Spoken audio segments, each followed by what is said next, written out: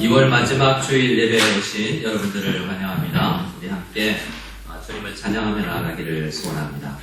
지금까지 우리를 한 번도 버리지 아니하시고 동행하시는 우리 주님의 그 신실하심을 찬양하기 원합니다. 오 신실하신 주.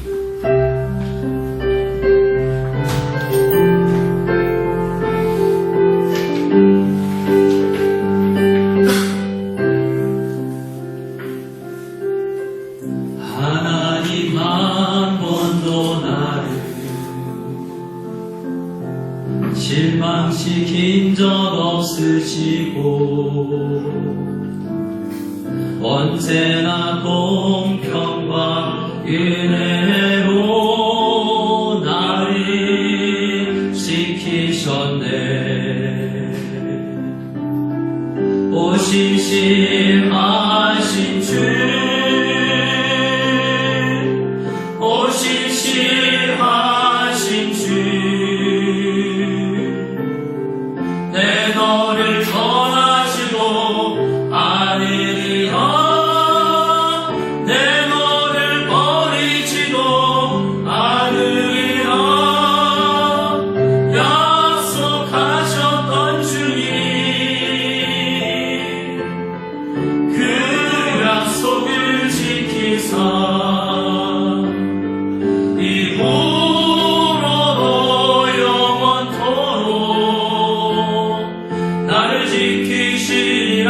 확신하네. 지나온 모든 세월들 돌아보아도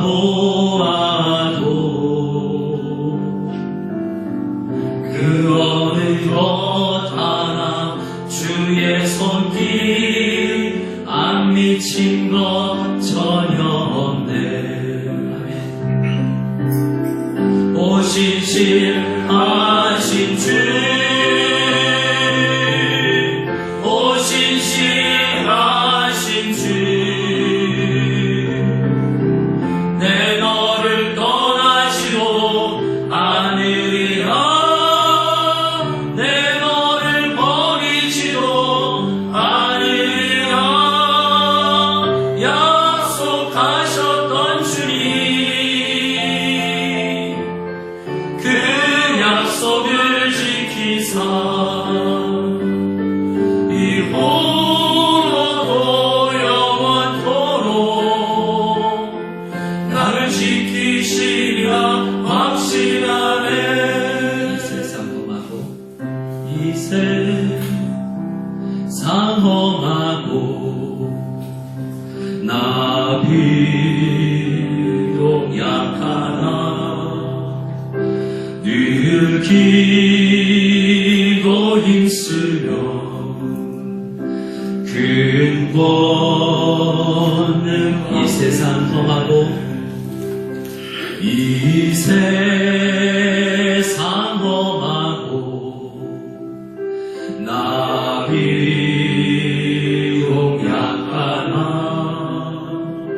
늘 기도 힘쓰며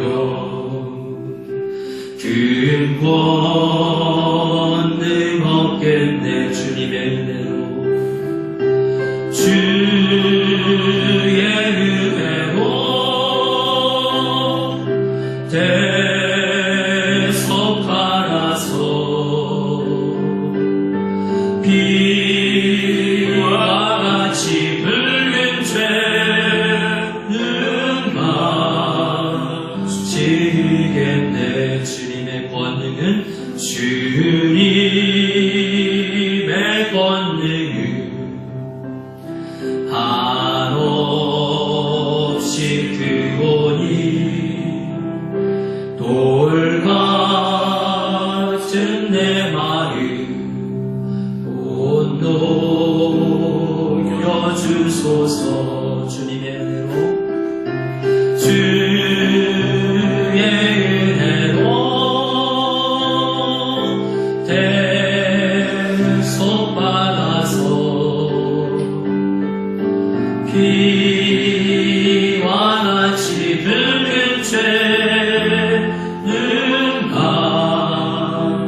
주시겠네. 오 신실하신 주님을 찬양합니다. 오 신실하신 주, 오 신실하신 주, 내 너를 떠나지도 않으리라, 내 너를 버리지도 않으리라. 약속하셨던 주님, 그 약속을 지키사 이후로도 영원토록 나를 지키시리라. 이후로도 영원토록, 이후로도 영원토록 나를 지키시리라. 확신하네. 아멘. 우리 함께 진존하신 주님 이름을 찬양하며 예배로 나아가기를 소원합니다.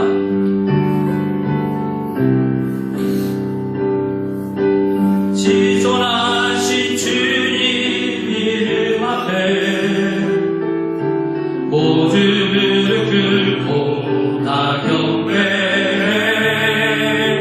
거룩하신 주님 보좌 앞에 엎드려 절하세. 예수는 그리스도, 예수는 주, 하나님의 영으로 경배드리. 예수는 그리스도, 예수는 주, 예수는 그리스도,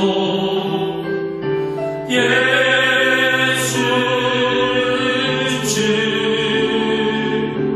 하나님의 영으로 영배드리리. 우리 시간 주님께 한 목소리로 기도하며 나가기를 소원합니다.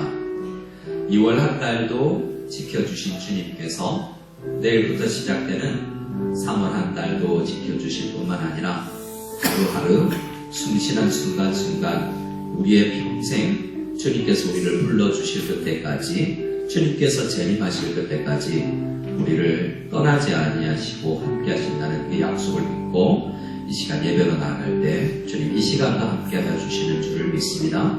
우리가 인지하지 못하는 그 순간도 우리와 함께 하심을 믿고 앞으로의 모든 인생 가운데도 함께 하심을 믿습니다. 이 예배에서 그것을 확인하게 도와주시옵소서. 우리 간절히 주님을 생각하며 우리의 영혼의 연약함을 붙들어 주시기를 소원하며 기도하며 나가기를 소원합니다. 기도하실 때 저를 한번 따라해 주시고 함께 기도하겠습니다. 주여 은혜를 주시옵소서, 주여 은혜를 주시옵소서. 기도하겠습니다. 하나님 아버지, 하나님 아버지 감사합니다. 이 시간 은혜를 소원하며 구하며 주님의 임재하심을 바라며 기대하며 소망하며 나가는 주의 백성을 하여 주셔서 함께 해주시기를 간절했습니다. 주님 은혜를 하여 주시고 이 시간 저승에서 우리 잡수소서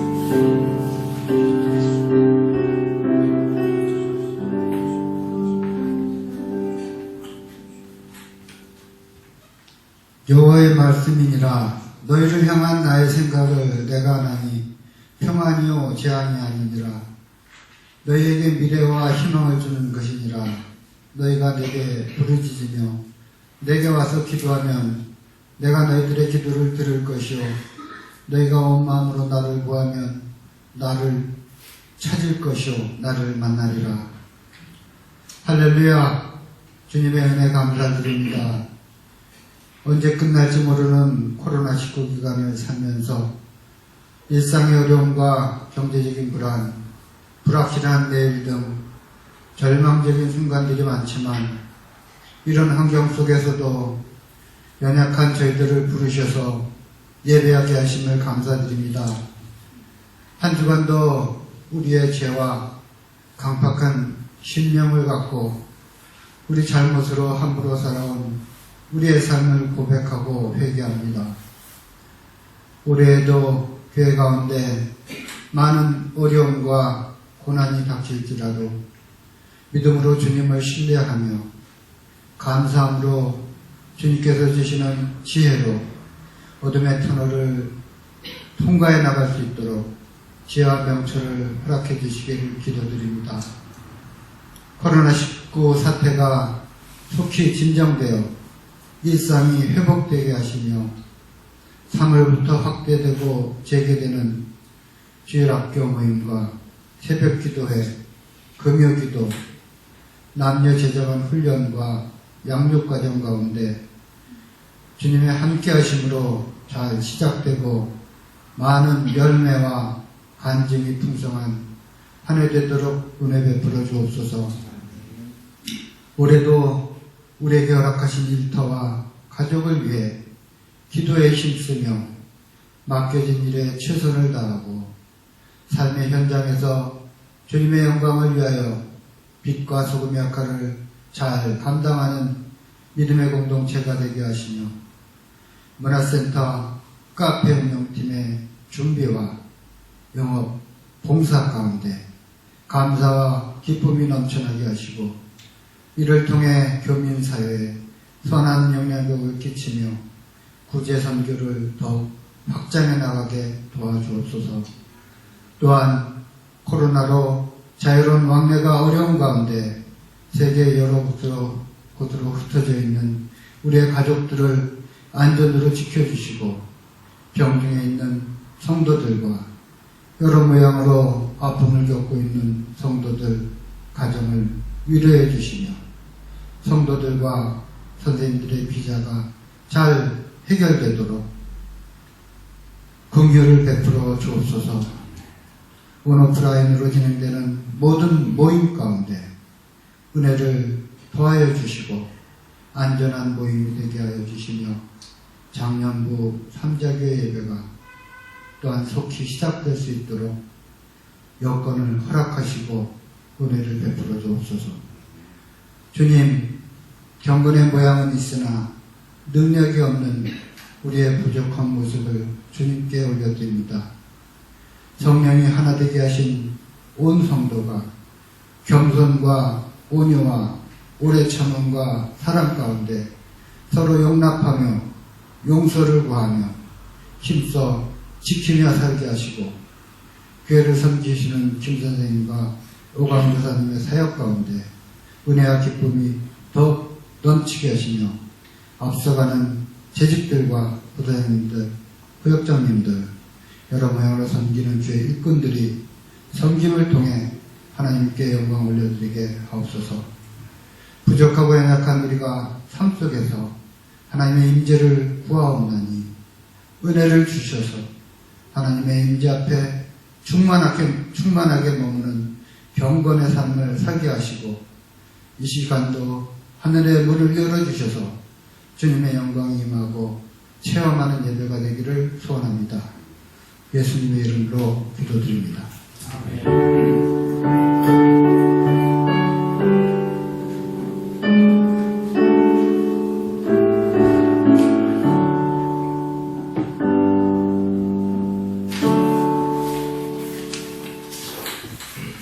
우리 함께 찬송 드리실 때 찬송가 288장 예수를 나의 구주 삼고 함께 찬양 드리겠습니다.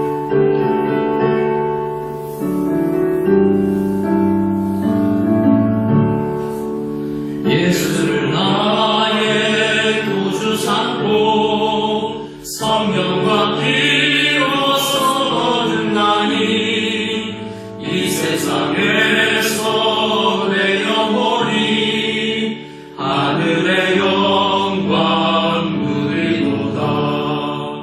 이것이 나의 간증이요 이것이 나의 찬송일세.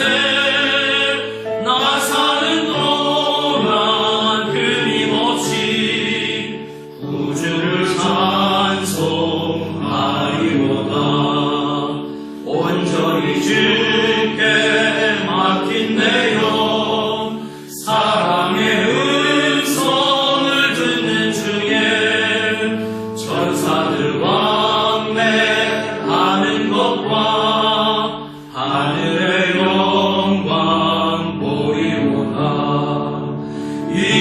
이것이 나의 간증이요 이것이 나의 찬송일세 나 사는 동안 끊임없이 구주를 찬송하리로다 주 안에 기쁨 누림으로 마음의 풍랑이 잔잔하니 세상과 나는 강도 덮고 구속한 주만 보이도다 이것이 나의 간증이요 이것이 나의 찬송일세 나 사는 동안 끊임없이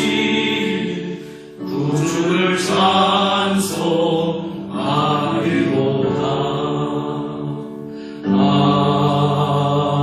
아멘. 우리 함께 드린 헌금을 위해서 봉헌 기도 올려드리겠습니다. 하나님 아버지 감사합니다. 지난 한 달 동안도 주님의 은혜로 살아오게 해주심에 감사를 드립니다. 우리가 일할 수 있는 능력을, 돈 벌 수 있는 힘을, 또한 하루를 숨 쉴 수 있고 걸어갈 수 있는 모든 그 근거가 주님께로부터 나옴을 믿고 모든 것이 주님께로부터 말미암았사오니 모든 것이 또한 주님께로 돌아간다는 것도 고백할 수 있도록 도와주시고 열심히 살아 착하고 충성된 종이라고 칭찬하는 우리가 되게 하여 주시옵소서. 우리가 수고하였으나 내 힘이 아니라 주님의 은혜라고 고백하는 많은 성도님들이 감사의 마음을 담아서 생일과 이사와 또한 사업 가운데의 축복과 비록 어려운 가운데서도 주님께서 주신 그 은혜와 소망을 믿고 주님 앞에 드리는 모든 헌금을 축복해 주시고 또한 시대 일조를 구별하고 이 복음이 땅끝까지 전해지기를 소원하여서 부제와 선교와 헌금을 드리는 모든 손길들 위에 주님께서 축복하여 주시옵소서.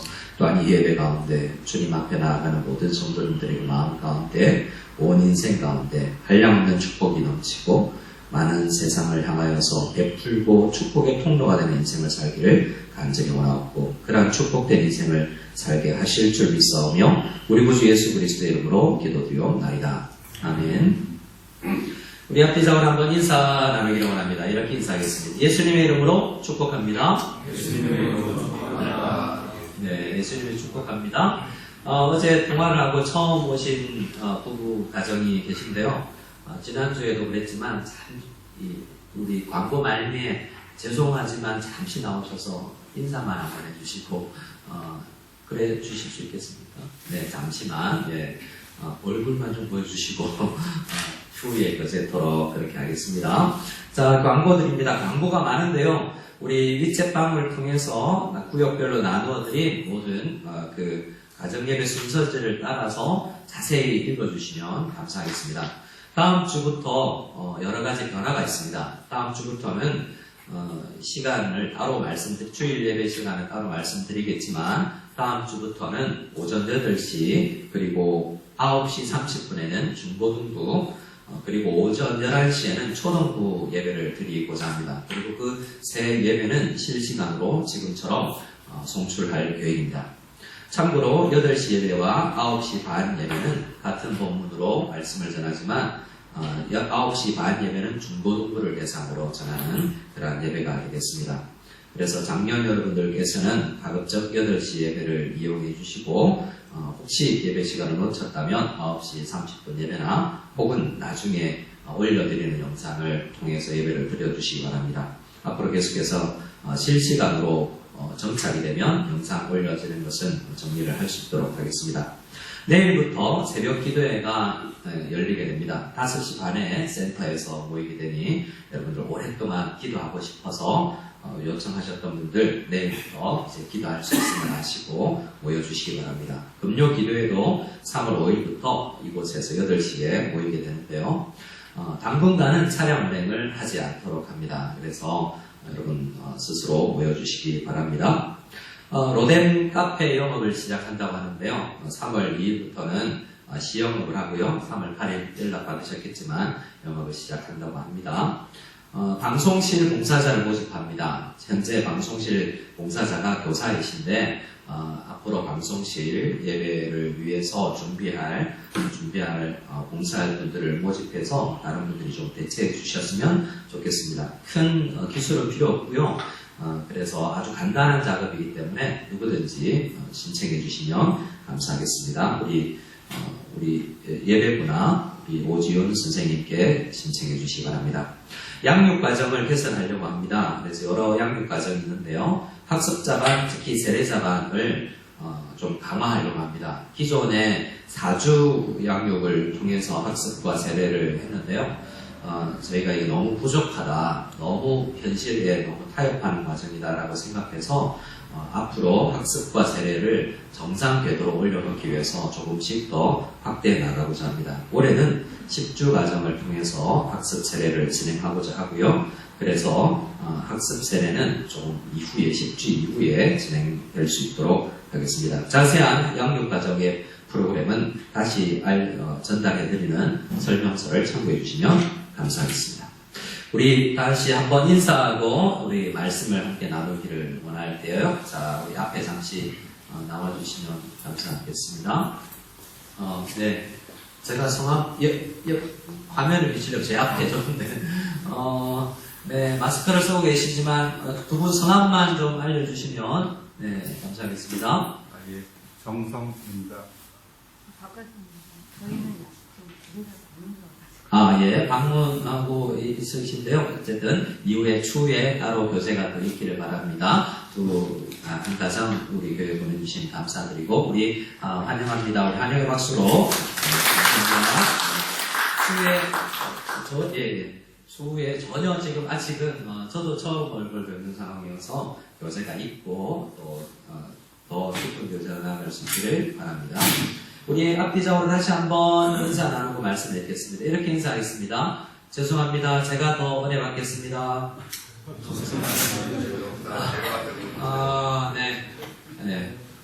제가 그렇게 한 말입니다. 자, 하나님 말씀 읽겠습니다. 말씀은 시편 88편 14절에서 18절 말씀입니다. 우리 말씀을 한 목소리로 같이 읽기를 원합니다. 화면을 통해서 우리 PPT 화면을 통해서도 말씀이 계속 나가니까요. 참고해 주시기 바랍니다. 우리 시편 88편 14절로 18절 말씀 같이 보겠습니다. 여호와여 어찌하여 나의 영혼을 버리시며 어찌하여 주의 얼굴을 내게서 숨기시나이까. 내가 어릴 적부터 고난을 당하여 죽게 되었사오며 주께서 두렵게 하실 때 방주하였나이다. 주의 진노가 내게 넘치고 주의 두려움이 나를 끊었나이다. 이런 일이 물같이 종일 나를 배우며 함께 나를 불러서나이다. 주는 내게서 사랑하는 자와 친구를 멀리 떠나게 하시며 내가 아는 자를 흑암에 두셨나이다. 아멘. 네, 이 말씀을 잠시 그대로 두시고요. 지난 주일부터 고난에 대해서 잠시 우리 말씀을 나누며 함께 남자 구역에서도 교제를 나누었습니다. 구역장님들 가운데서도 고난 참 어렵다. 이게 참 단순하지 않구나 라는 생각을 함께 나누었던 것 같아요. 예수 믿으면 복 받습니다. 예수 믿으면 병도 나음 받고요. 예수 믿으면 너무 행복해요. 그래서 예수 믿었는데 예수 믿고 나니 참 쉽지 않은 것을 느끼게 되는 거죠. 그래서 많은 사람들이 고난을 당하게 되면 신앙을 버리거나 하나님 없다 하거나 혹은 어떤 사람은 정반대로 그 고난을 통해서 정말 하나님 앞에 더 간절히 나가고 더 깊이 주님과의 교제를 겪게 되는 것을 봅니다. 그래서 고난이라는 것을 우리가 잘 다룰 때 그것은 누구에게나 있는 것이고 어느 종교를 가진 사람에게나 있는 것인데 그것을 잘 다루는 준비가 되어 있어야만 이 일을 통해서 우리가 유익을 누릴 수 있는 것이고 준비되어 있지 않은 상태에서 고난을 만나면 신앙이 깨어지거나 하나님이 없다 하는 죄 가운데 들어가게 되는 것이죠. 그래서 우리는 오늘도 조금 더 고난에 대해서 묵상을 하고 더 우리의 삶 가운데 적용할 수 있기를 바랍니다. 자, 고난이를 생각할 때 고난이 참으로 다양해요. 지난주에도 우리가 말씀을 나눴지만 예수님께서 요한복음 9장에서 제자들의 질문에 누구 죄 때문입니까? 라고 이야기할 때 자기 죄예요? 부모의 죄예요? 사람들은 두 가지 중에 하나다 라고 생각했지만 예수님은 그렇게 말씀하지 않으셨죠. 아니야 라고 이야기했습니다.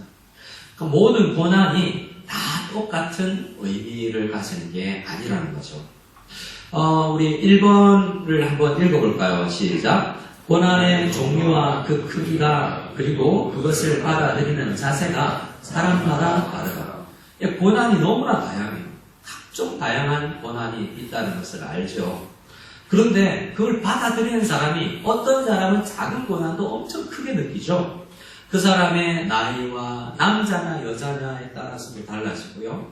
여러분, 여자 아내의 고통을, 이 출산의 고통을 남자가 아나요? 모르잖아요.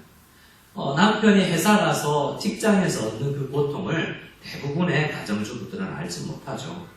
성도님들의 그 삶의 지난한 어려움을 목회자가 잘 모릅니다.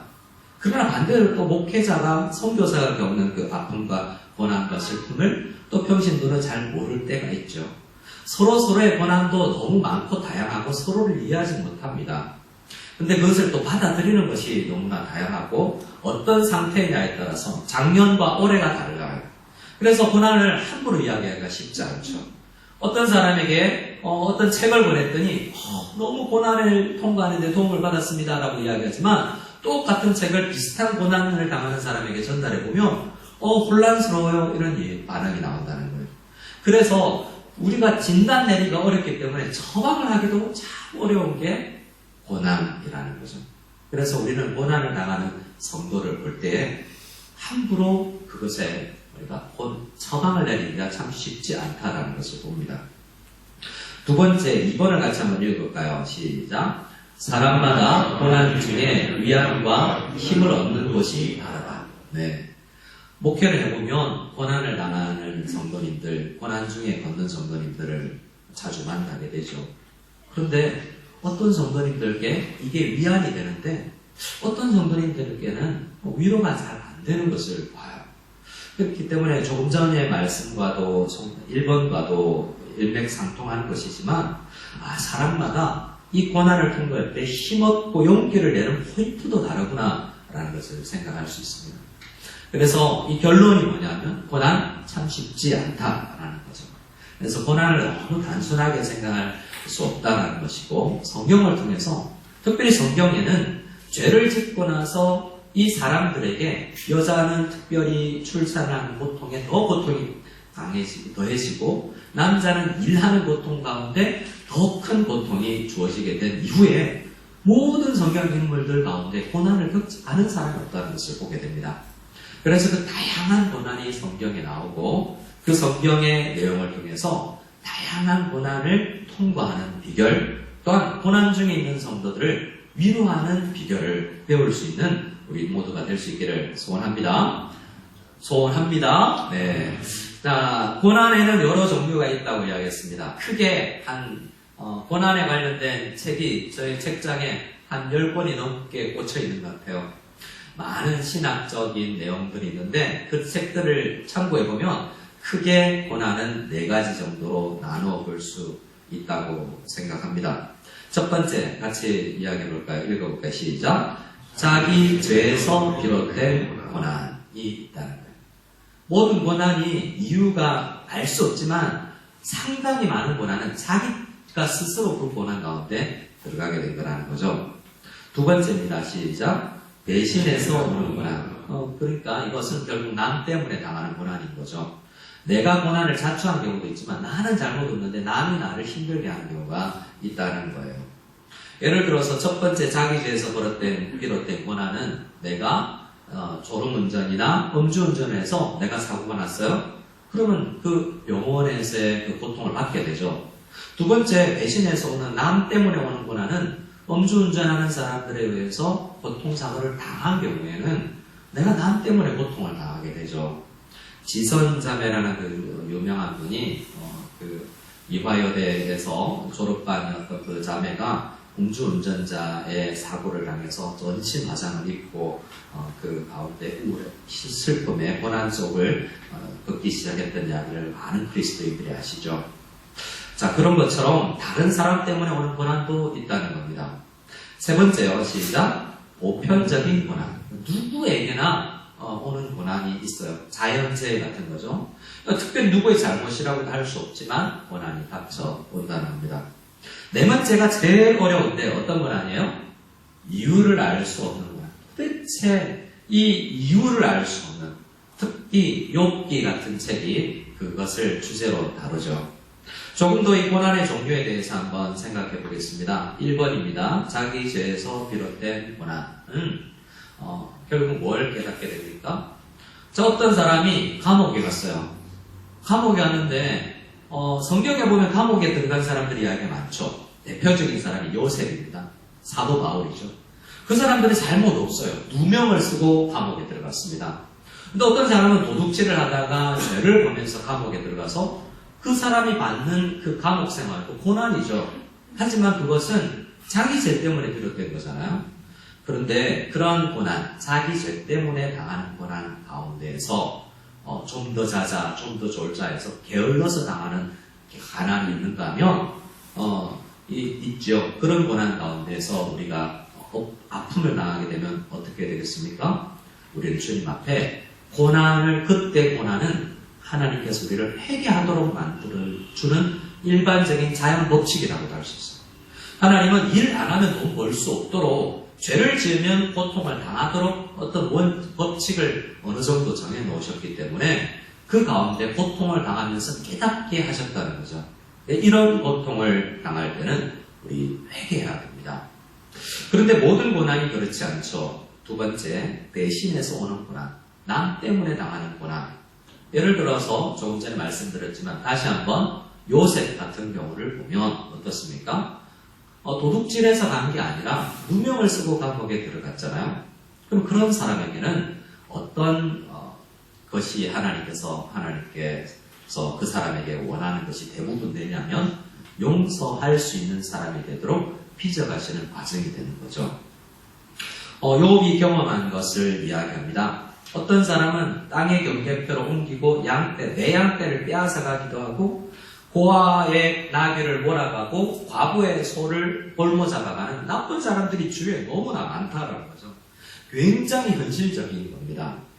우리도 살다 보면 사랑하는 사람에게, 특별히 좋아하는 사람에게, 믿었던 친구에게 배신을 당하면 굉장히 아프죠.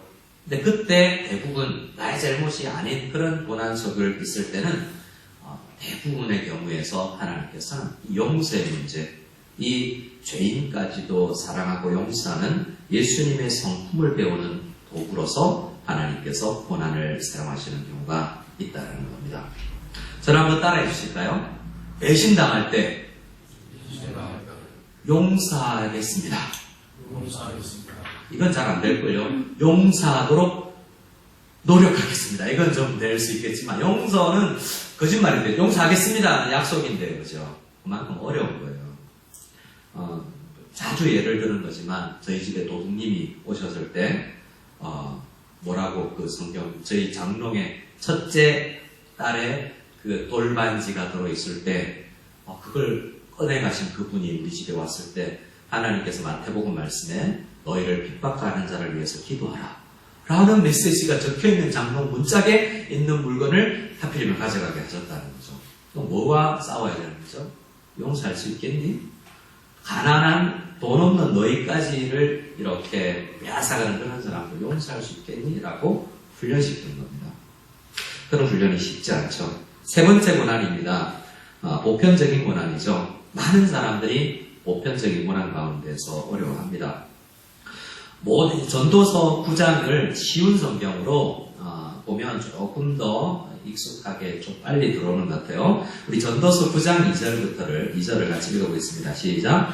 모든 사람은 공평의 운명을 갖는다. 의인이나 악인이나 선인이나 강도나 깨끗한 자나 더러운 자나 예배를 드리는 자나 드리지 않는 자나 모두 마찬가지이다. 선인에게 임하는 일이나 죄인에게 임하는 일이나 맹세하는 자나 두려워 맹세하지 못하는 자나 일반이다. 세월호는 예수 믿는 사람도 그 속에 있을 수 있고, 지진이 일어날 때 하나님 믿지 않는 사람도 아픔을 당하지만 믿는 사람도 아픔을 당하는 거예요. 그런 일반적인 문제, 대부분의 주위에 있는 이 문제들, 대부분의 사람들은 그런 고통의 문제를 어떻게 당하냐면, 그냥 있는 거지, 이게 자연스러운 거야 라고 생각하고 그냥 넘어갈 수도 있어요. 인생은 고통이지, 고통의 바다지 라고 생각하고 더 일반적인 문제 가운데서도 더 깊이 나가지 않는다는 거죠. 그러나 우리 주님께서는 소망하게 만듭니다. 사진 하나 보여드리는데 책입니다. 가끔 제가 예화로 몇 년 전에 쓰고 최근에는 말씀드리지 않았던 이 책, 안수현 형제가 썼던 글들을 모아서 수필집을 만들었는데 개정판도 몇 년 전에 나왔더라고요. 그 청년 바보 의사라는 책입니다. 안수현 형제는 저희 가정과도 좀 친밀했던 가정이죠. 저희가 첫째가 태어났다고 그럴 때 그 밤에 바쁜 의사 생활 가운데서도 버선발로 달려와서 축하한다고 인형을 선물로 주고 가던 참 신실한 하나님의 자녀였습니다.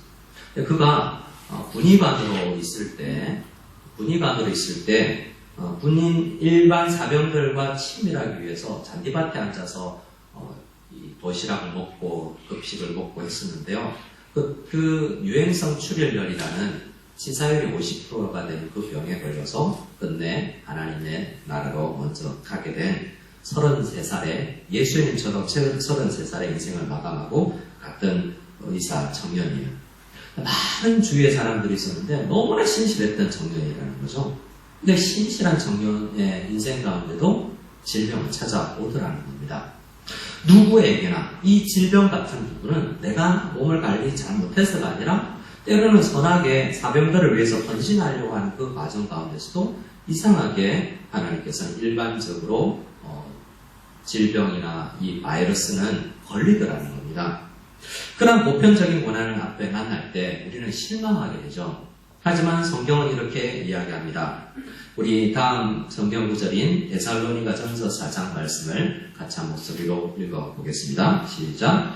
형제들아, 자는 자들에 관하여는 너희가 알지 못함을 우리가 원하지 아니하노니 이는 소망 없는 다른 이와 같이 슬퍼하지 않게 하려 합니다. 모든 고난 가운데서도 사용될 수 있는 말씀인데요. 고난, 특히 일반적인 우리가 자주 당하게 되는 고난 앞에서는 우리 뭘 떠올려야 되냐면, 아니지, 우리는 예수 없는 사람과 다르지, 믿음 없는 사람과 다르게 살아야 되는 거지. 잠시 이별의 슬픔을 생각할 수 있지만 우리에겐 소망이 있는 거 아니야? 라고 소망을 꿈꾸게 되는 겁니다. 그래서 이 말씀을 붙들 때 잠시 아파할 수 있지만 이내 우리는 정신을 차리고 소망을 붙들 수 있는 사람들이라는 것을 알 수 있죠. 이럴 때 우리 한번 권면했으면 좋겠습니다. 이렇게 한번 권면하겠습니다. 고난의 때에 소망을 하시기 바랍니다. 고난의 때에 소망하시기 바랍니다. 네, 소망을 잊지 않기를 소원해요. 네 번째, 이유를 알 수 없는 고난이 있죠. 시편 44편에 이런 말씀이 있습니다. 같이 22절, 23절 같이 읽겠습니다. 시작. 우리가 종일주를 위하여 죽임을 당하게 되며 도살할 양같이 여김을 받았나이다. 주여 깨소서 어찌하여 주무시나이까? 일어나시고 우리를 영원히 버리지 마소서. 네. 상당히 많은 또 성경에 나오는 고난이 도대체 일반적이지도 않아요. 어떤 법칙이 없이 정말 이유 없이 당하는 고난들이 있다는 겁니다. 오늘 우리가 제일 먼저 읽었던 시편 88편도 그러한 이유 없는 고난 같은 그 고난의 터널을 불같고 어두운 터널을 지나고 있는 성도의 노래인데요. 특별히 시편 88편은 찬양이라고 보기에 너무나 어려워요. 표세어에서는 이것을 찬송시라고 이야기하는데 찬송이라고 이야기할 수 있을 만한 가사가 건질 게 별로 없어요. 이 가사로 찬양을 지을 수 있나? 라는 생각이 들 정도로 처음부터 끝까지 그냥 어두움인 거예요. 대부분 이런 것과 같아요. 어떤 영화를 보면 대부분의 영화는 원선진악이죠. 우리 슈퍼히어로가 승리합니다. 그래서 영화를 안 봐도 대부분은 전투씬 같은 데서 적이 막 싸우다가 칼이 눈 앞에까지 와도 어떻게 해요? 주인공을 살짝 피해가서 역전을 일으키죠. 근데 어떤 정말 리얼한 영화를, 리얼리스트 현실주의적 영화를 보면 하는데 그냥 칼이 꽂혀서 주인공 같은 사람이 죽어버리고 끝나버리는, 전혀 소망이 없이 그런 영화를 보고 나오면 우울해지죠. 뭔가 기분을 업하려고 엔터테인먼트를 하려고 갔는데 우울한 영화를 보고 오면 그런 감독이, 유명한 한국 감독도 있죠. 그 사람 영화만 보면 뭔가 우울해요. 물론 고민을 하기는 하지만요. 이 시편은 그래서 찬송시라고 되어 있지만 너무나 암울하고 우울해요. 특히 3번이나 6절에 주께서 나를 깊은 웅덩이와 어둡고 침침한 곳에 두셨다라는 표현을 하고요. 12절에서도 흑암 중에서라는 표현을 하죠. 그럼 18절이 어떻게 끝나냐면 이거 끝나는 거예요. 대부분의 시편을 보세요. 주님 힘듭니다. 언제까지요? 그러나 소망합니다. 이렇게 끝나요. 대부분의 시는. 그런데 시편에 몇몇 안 되는 아주 소수의 시는 그냥 고통 중에 끝나버리는 거죠. 마치 고통이 영원히 끝나지 않을 것처럼 말이죠. 18절을 같이 읽어보겠습니다. 시작. 주는 내게서 사랑하는 자와 친구를 멀리 떠나게 하시며 내가 아는 자를 흑암에 두셨나이다. 원어를 보면요, 이 단어가 흑암이라고 끝나버려요. 현대인의 성경을 보면 이렇게 되어 있는데, 이것도 원어를 잘 살리지는 못했지만 이렇게 됩니다. 밑에 있는 현대인의 성경을 한번 읽어볼까요? 시작. 주는 나의 사랑하는 자를 친구들이 나를 버리게 하셨으므로 흑암이 나의 유일한 친구가 되었습니다. 자, 이 표현이 어떤 표현이냐면, 주님, 내 좋아하는 친구들 다 날 떠나갔어요. 내 아내도 내 친구들도 떠나갔어요. 지금 내 유일한 친구가 있다면 흑암, 이렇게 끝나요.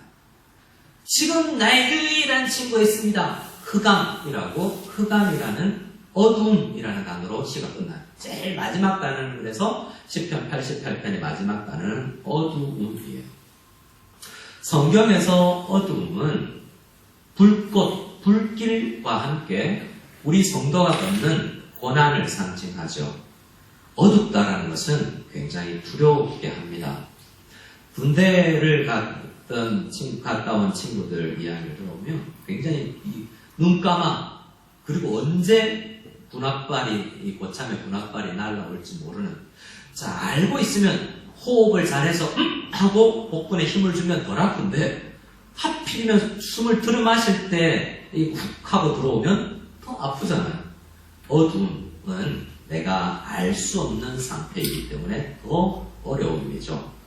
외부에서 오는 두려움과 고난, 내 내면에서 일어나는 성도에게도 일어날 수 있는 갈등, 그 모든 것을 합해서 어두운 길이라고 우리는 표현할 수 있어요. 성도들도 도대체 의미를 알 수 없는 어두운 가운데서 어디로 가야 될지 방황하게 되는 경우가 많다는 거죠. 자, 그런데 이 어두운 가운데 있는 이 성도의 찬양은 어두움만으로 끝났지만 이것이 왜 찬양일까라는 생각을 해볼 필요가 있습니다. 자, 88편에 시작할 때 10편에는 표제어라는 게 있죠. 성경 히브리어 성경에는 그게 1절로 들어가 있습니다. 근데 우리 성경에는 대부분 제목처럼 사용되죠. 그걸 표제라고 이야기해요. 10편 88편의 표제는 이렇게 되어 있어요. 같이 읽어보겠습니다. 시작.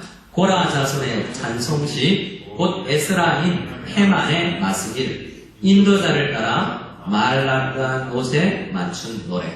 자, 여기서 여러 가지가 있어요. 어떤 거는 동해물과 백두산이, 이런 노래는 처음에 작곡이 되지 않았을 때, 작사만 됐을 때는 어떤 노래에 맞춰서 부르죠.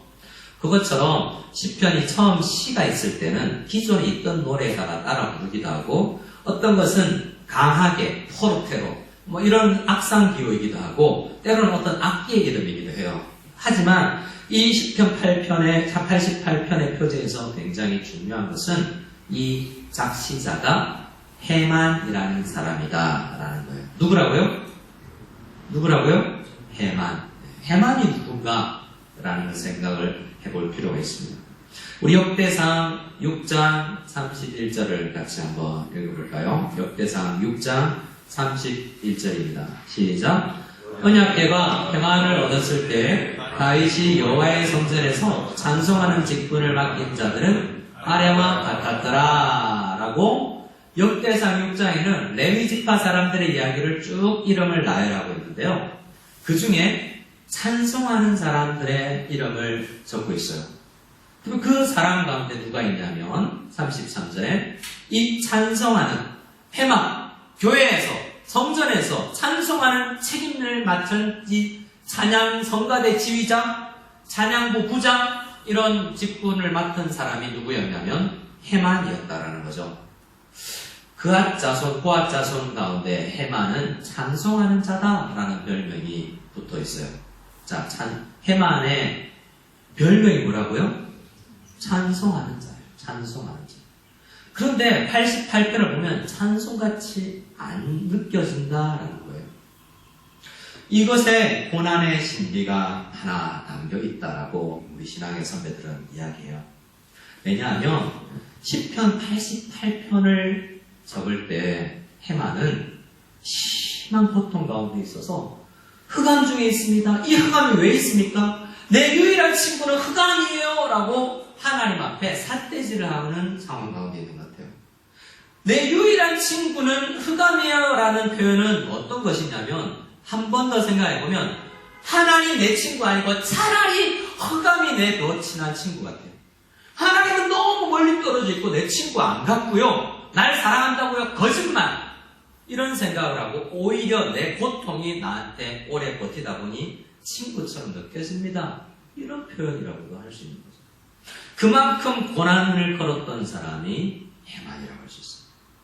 요즘 우리는 이 사순절 기간을 보내며 매일 성경이 시편을 묵상하라라고 하고 있어요.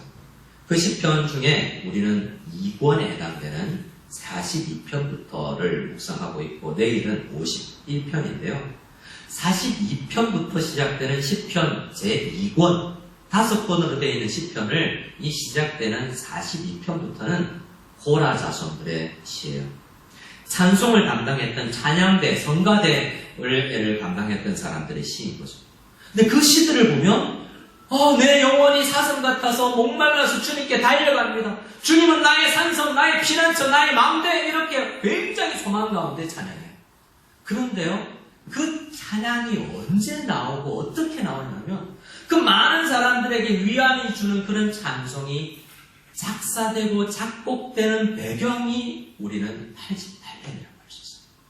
그래서 많은 문학가들도 그렇고 설교가들도 그렇고 우리 믿음의 선배들이 그런 것처럼 고난길을 통과하면서 기록된 시들은 많은 사람들에게 울림이 있습니다.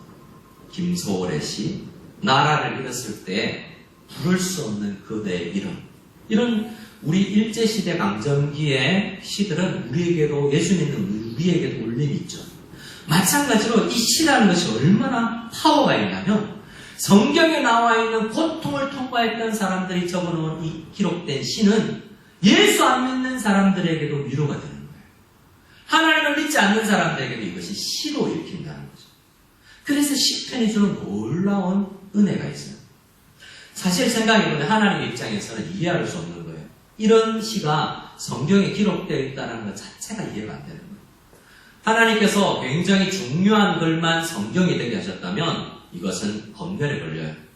나를 찬양하고 모델이 되어야 되는데, 기도의 모델이 되는 시를 적어야 되는데, 저 해만이라는 녀석은 기도가 아니라 저 원망하는 거야? 라고 생각하고, 안 돼, 네가 기록된 시는 성경 안 돼. 라고 자체 검열에 걸려서 성경이 안 돼 버리는 게 아니라, 굉장히 유명한 베르키드라는 성경학자가 이 시를 해석하면서 그의 통찰력을 우리에게 알려주고 있는데, 하나님은 고통 중에 있는 사람들이 얼마나 하나님께도까지도 원망할 수 있고 얼마나 심한 갈증과 아픔 가운데 들어갈 수 있는지를 잘 아시고 그대로 시편에 드러나 놓도록 하셨다라고 이야기를 하고 있습니다.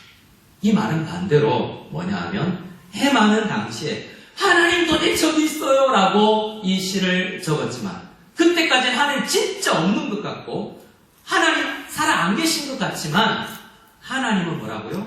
이 시가 성경이 되게 하시면서 해마나 나는 너의 흑암과 너의 고통을 알고 있다 라고 말씀해 주시고 있는 것이라는 거죠. 그러고 보니 성경은 가장 큰 흑암을 경험하신 분이 우리 예수님이라고 소개를 하고 있습니다. 우리 마태복음 27장을 같이 한번 읽어볼까요? 마태복음 27장 45절입니다. 같이 읽겠습니다. 45절만 같이 읽겠습니다. 시작. 제 육시로부터 온 땅에 어둠이 임하여 제 9시까지 계속되더니. 자, 마태복음에서 예수님께서 온 땅에 흑과 어둠이 갇힌 가운데서 십자가에서 고통하고 계셨다라는 표현이 있어요. 자, 이것을 묵상하면서 많은 신앙의 선배들은 이 흑암 가운데 있는 성도가 가지는 흑암과 예수님께서 통과하신 흑암이 어떤 차이가 있나를 생각해 보게 되었어요. 많은 우리 신앙의 선배님들이 수천 년간이란 말씀을 묵상하면서 내려놓은 일종의 합의된 결론은 뭐냐면 우리가 경험하는 흑암이라는 고통은 우리가 느끼는 거라면 여러분 그런 거 있잖아요. 받아들이는 사람에 대해서 다르다는 거. 어떤 사람은 이 손가락에 조금만 압정이 꽂혀도 십자가에 달린 것 같은 고통을 가져요. 근데 어떤 거냐면 사람마다 나 고통스러워요 라고 느낀다는 거죠.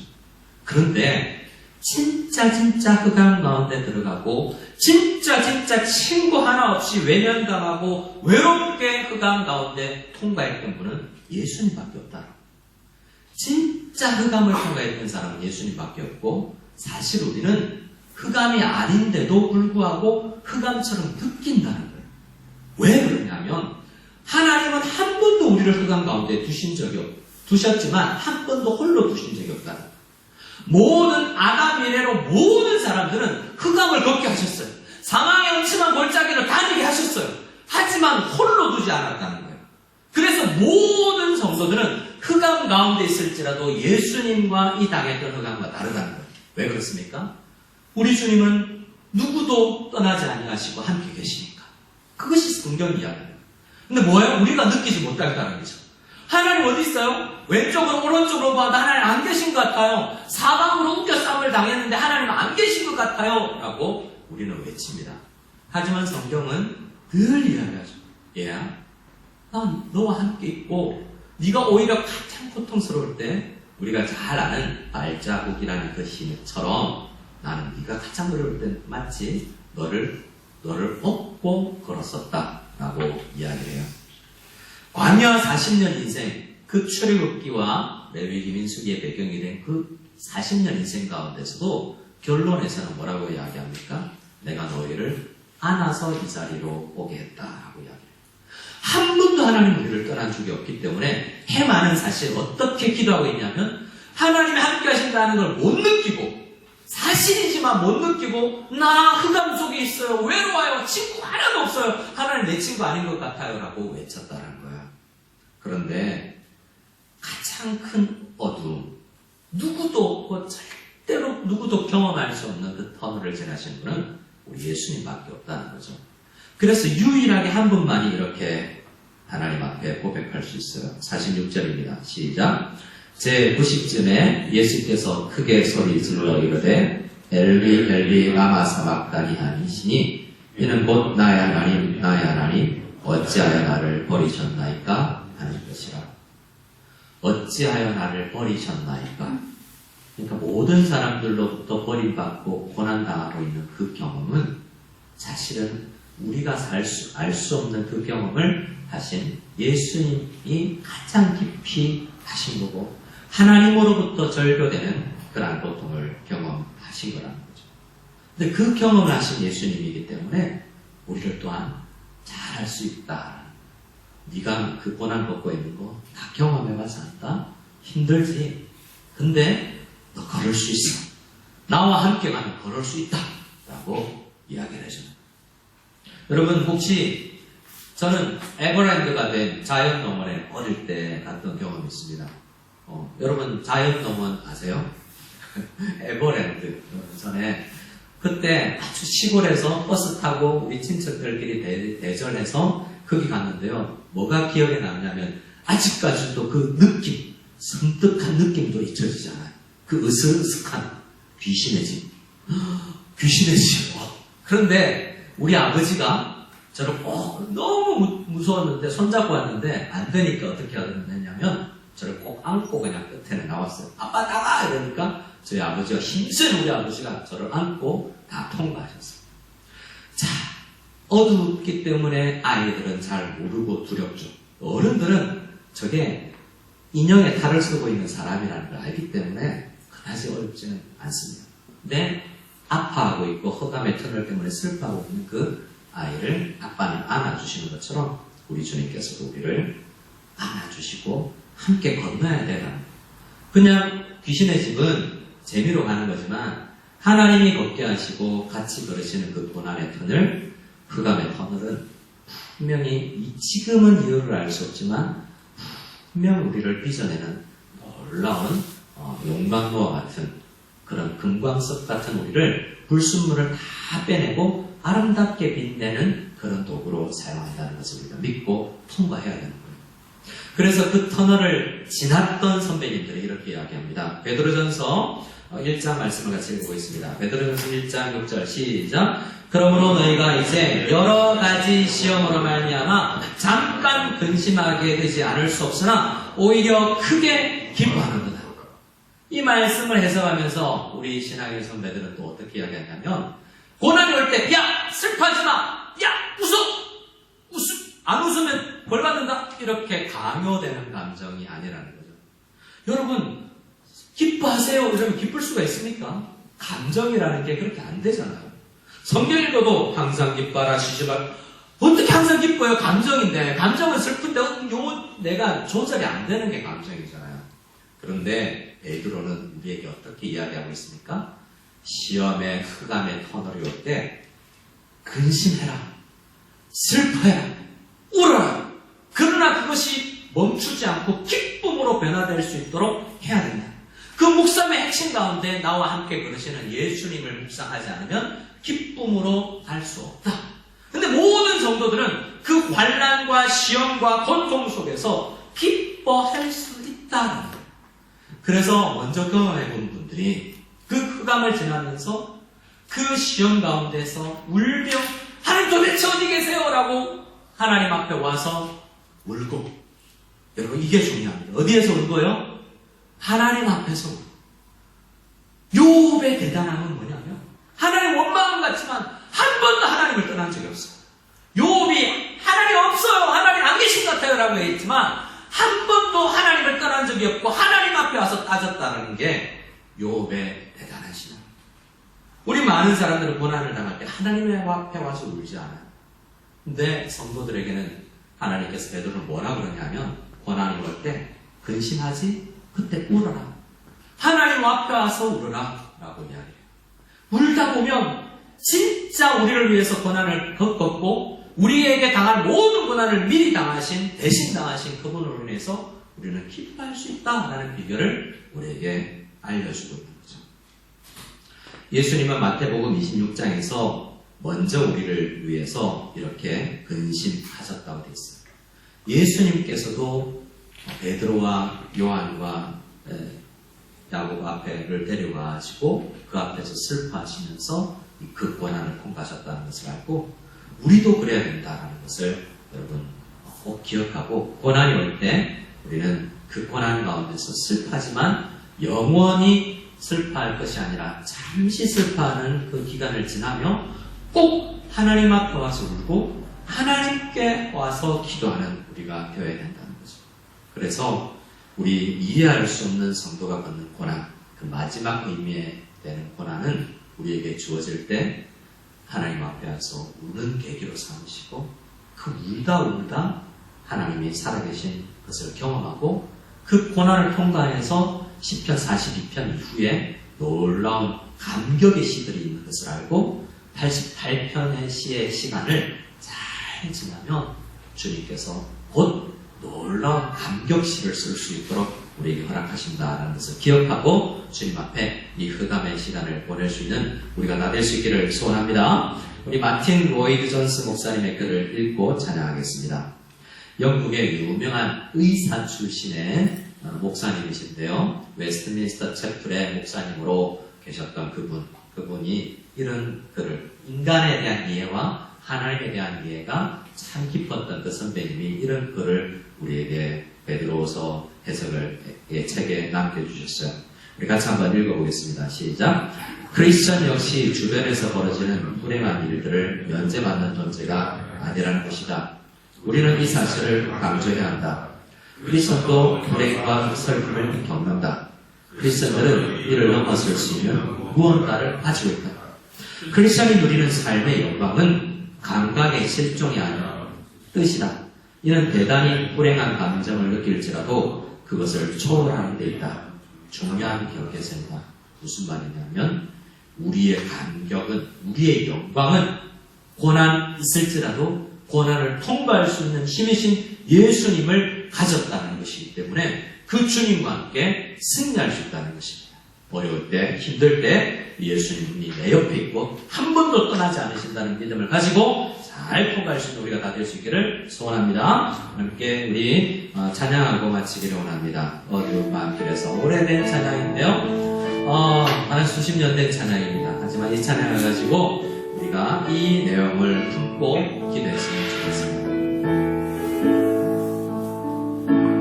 어두운 밤길에서 밝은 빛을 주시고 작은 내 손잡아 인도하신 나의 주님, 시험과 거센 풍파 가슴으로 안으시어 근심과 괴로움 속에서 구원해 주시었네. 그 진실한 사랑과 그 존귀한 생명 주신 놀라운 축복 크시는 정을 늘 찬양하리라. 오 나의 주님을 영원히 찬양하리라. 오 나의 주님을 영원히 찬양하리라. 힘이 들고 험한 세상 외로운 나 그네 길 골고다 흘림 보여 내 죄를 대속했네. 인자한 주의 음성 나의 마음에 들리어 그의 위대하신 그 뜻을 확실히 알게 하네. 그 진실한 사랑과 그 고귀한 생명 주신 놀라운 축복 크시는 정을 늘 찬양하리라.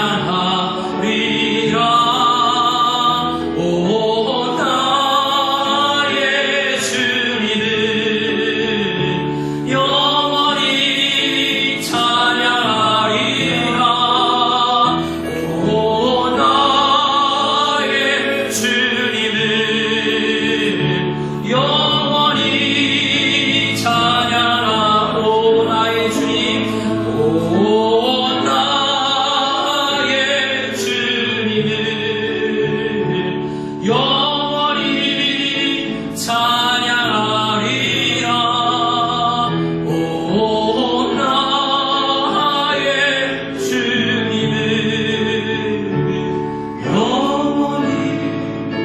찬양하리라. 우리 함께 기도하며 나가길 원합니다. 어두운 인생길에서 우리는 망할 수 있지만 밝은 길을 여시는 주님께서 우리와 함께 하시고 힘들고 험한 세상, 외로운 나그네 길처럼 보일지라도 다 떠나가도 우리 주님은 우리를 떠나지 아니하시고 우리의 손을 잡아주시며 우리를 품어주시고 안아주시고 업어주신다는 사실을 믿고 우리가 기도하며 나가기를 소원합니다. 이 놀라운 성도의 축복, 고난 가운데서 기도하며 기뻐할 수 있는 비결을 가진 축복, 이 영광을 가진 성도들이 들로써 우리 함께 기도하며 나갈 때 주님, 흑암 가운데 있는 성도들이, 불길 가운데 있는 성도들이 잘 통과할 수 있도록 도와주시고 특별히 예수님 손잡고 통과할 수 있도록 도와주옵소서. 우리 함께 기도하겠습니다. 기도하겠습니다. 하나님 아버지 감사합니다. 주님께서 도와주시고 고난의 터널, 흑암의 터널을 통과할 때 주님께서 뽑아주시고 우리를 품어주시고 주님 앞에서 올릴 수 있습니다. 그 가운데 주님 안길 수 있는 축복을 주시옵소서. 주님께서 흑암 가운데서 우리를 건져주시고 우리와 함께 하시고 영원히 떠나지 아니하실 줄을 믿사옵나이다.